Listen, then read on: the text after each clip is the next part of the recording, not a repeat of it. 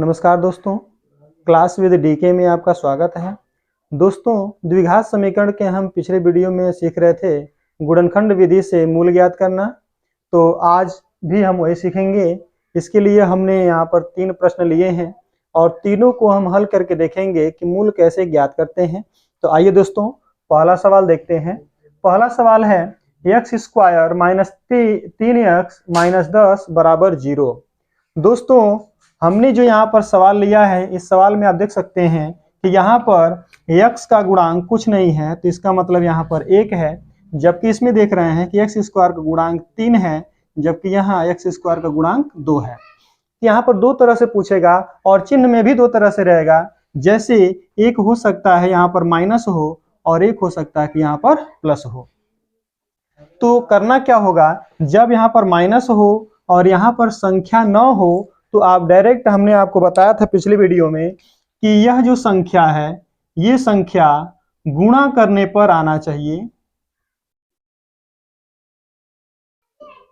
जबकि अगर यहाँ पर माइनस है तो ये संख्या घटाने पर आना चाहिए।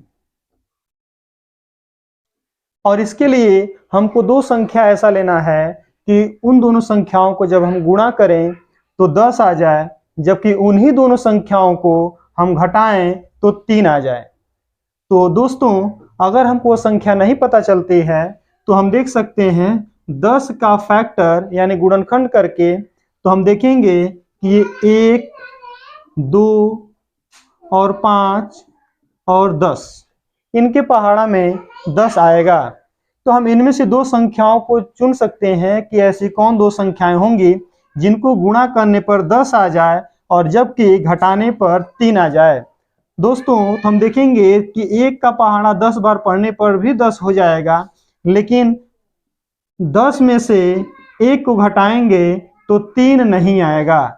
मतलब हम ये दोनों संख्या नहीं ले सकते हैं। अब हम 2 और 5 की बात करें तो हम देखेंगे 5 का 2 में गुणा करें तो 10 हो जाएगा, जबकि 5 में से 2 को घटाएं तो 3 आ जाएगा। तो हमको ये दोनों संख्याएं लेनी है और 3 की जगह पर हटा करके हमको 5 - 2 रखना होगा। दोस्तों, माइनस वाले केस में हम कोशिश करेंगे कि बड़े वाले अंक को पहले रखें। तो चलिए करते हैं। तो हो जाएगा x² - 5 - 2x - 10 = 0। अब हम क्या करेंगे, इस ब्रैकेट को तोड़ेंगे। तो इसको तोड़ने से पहले हमको ये देखना होगा कि इसके पहले माइनस है या प्लस है। अगर ब्रैकेट के पहले माइनस है तो इसमें आने वाले चिन्ह को बदल देता है, यानी माइनस माइनस होकर के प्लस हो जाता है, जबकि अगर ब्रैकेट के अंदर प्लस है तो वो माइनस हो जाएगा। तो हम देख सकते हैं ब्रैकेट के अंदर माइनस है तो वो माइनस प्लस हो जाएगा। तो हो जाएगा x² - 5x + 2x - 10 = 0। अब क्या करेंगे, हम जोड़ा बनाएंगे। तो ये जोड़ा बन गया। अब पहले वाले में जैसे हमने बताया था कि अगर यहाँ x के पास कोई संख्या नहीं है तो हमेशा इसमें से x कॉमन होगा, जबकि दूसरे वाले जोड़े से हमेशा संख्या कॉमन होगी। तो इसमें से हम देखें दोस्तों, तो यहाँ भी x² यानी x 2 बार है, जबकि यहाँ पर x 1 बार है। इसका मतलब इसमें से x कॉमन होगा। यहाँ पर 2 बार होने के नाते 1 अगर हम निकाल लेते हैं तो 1 बचेगा, जबकि यहाँ से अगर हम x को हटा दें तो 5 बचेगा। तो हो जाएगा x और कोष्टक में x - 5। अब दूसरे में बात करें तो यहाँ पर प्लस है, तो जब यहाँ प्लस होगा तो प्लस ही कॉमन होगा। अब यहाँ संख्या की बात करें तो हम देखेंगे कि 2 से 10 5 बार में कट जाएगा, यानी पर यहाँ संख्या 2 कॉमन हो जाएगी। और हमेशा निश्चित रूप से जो यहाँ पहले कोष्टक में बचेगा वही दूसरे कोष्टक में भी आएगा। तो हो जाएगा x 2 × 5 = 10 = 0। अब हम देख सकते हैं कि ये दोनों जो कोष्टक हैं उनमें जो लिखा गया है वो एक जैसा है, तो इनको हम एक में रख लेंगे, जबकि यहाँ पर x है और +2 है, इनको हम अलग रख लेंगे। बराबर 0।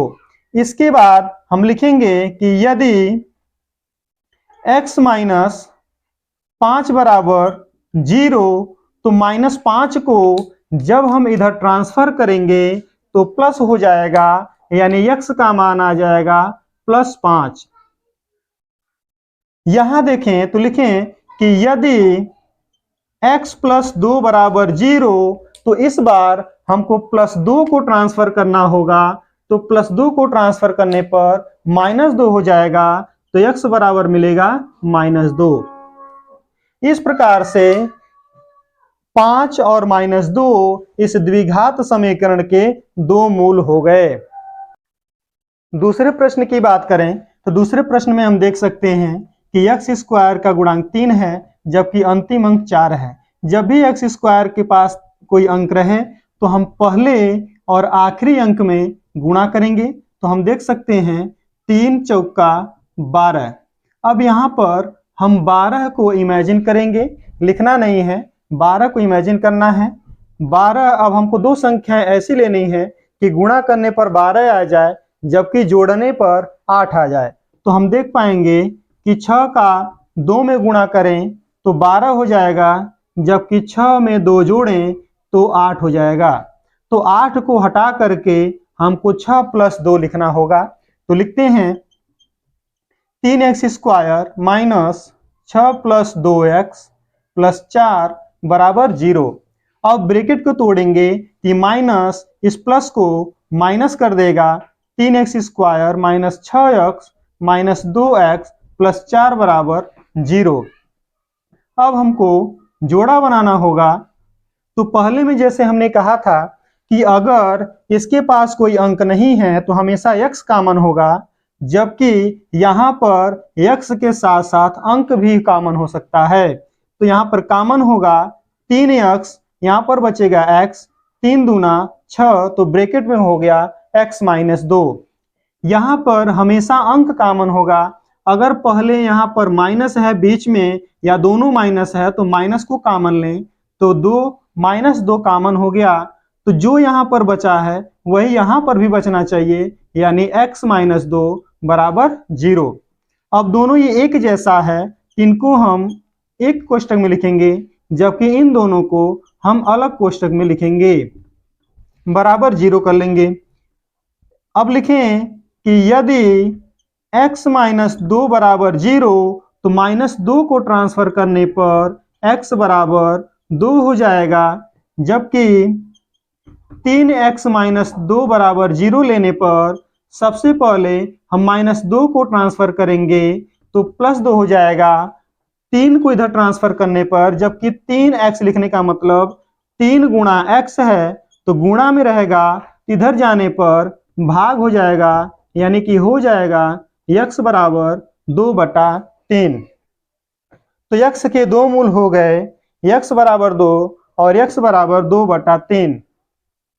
अगले प्रश्न की बात करें तो ऐसा ही सेम प्रश्न है, लेकिन यहाँ पर प्लस है तो यहाँ पर माइनस है। तो प्लस के लिए हमने बताया था आपको कि जोड़ने पर आना चाहिए, जबकि माइनस के लिए हमने बताया था कि घटाने पर आना चाहिए। अब 2 और 6 का अगर हम गुणा करें तो हो जाएगा 12, यानी कि गुणा करने पर 12 आना चाहिए, जबकि घटाने पर 1 आना चाहिए। तो हम देखेंगे कि 4 का 3 में गुणा करने पर 12 आ जाएगा, जबकि हम 4 में से 3 घटा दें तो 1 आ जाएगा। तो हमको उसकी जगह पर 4 - 3 लिखना पड़ेगा। तो हो जाएगा 2x² + 4 - 3x - 6 बराबर 0। अब कोष्टक को तोड़ें तो 2x² + 4x - 3x - 6 बराबर 0। अब हमको जोड़ा बनाना है, तो पहले जोड़े में कॉमन होगा 2x, यहाँ बचेगा x + 2। दूसरे में यहाँ दोनों जगह माइनस है तो -3 कॉमन हो जाएगा, तो बचेगा x + 2 बराबर 0।